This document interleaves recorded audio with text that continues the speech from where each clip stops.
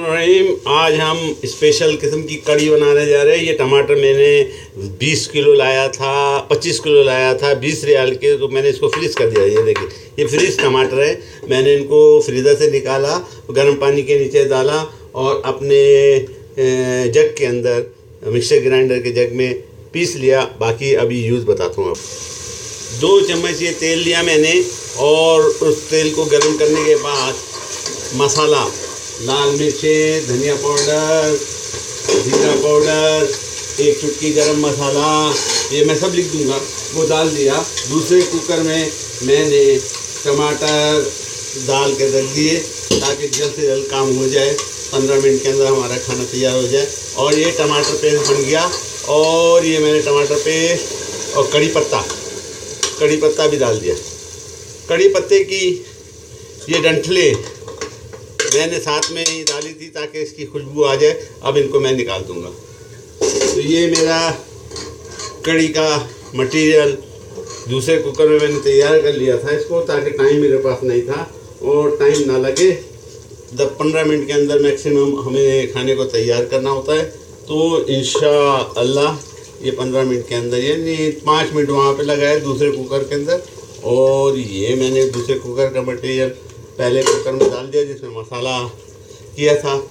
सबसे पहले मैंने पकौड़े चलने में टाइम लगता है, तो उसको मैंने तेल गरम करने रख दिया है। इतनी देर में मैंने मसाला मिलाया और मेरे पकौड़े तैयार हो गए। अब मटेरियल तैयार है।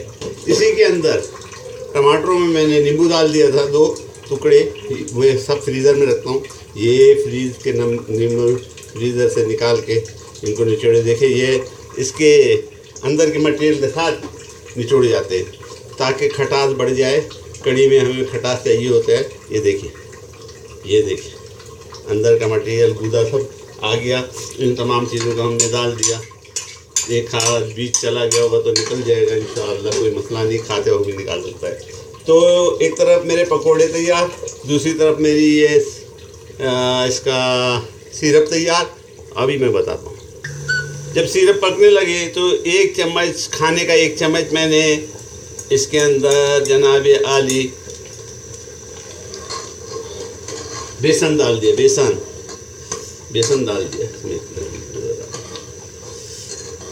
बेसन डाल दिया ताकि हमारी कड़ी का मसाला जो है थोड़ा गाढ़ा हो जाए और ज़बरदस्त हो जाए। आज मैं आपको टमाटरों की कड़ी दिखा रहा हूँ। एक्सेस में टमाटर घर पे लाए थे और उनका यूज़ किस तरह हम करेंगे वो मैं समझा रहा हूँ। ये मैंने डाल दिया, हमारा मटेरियल तैयार।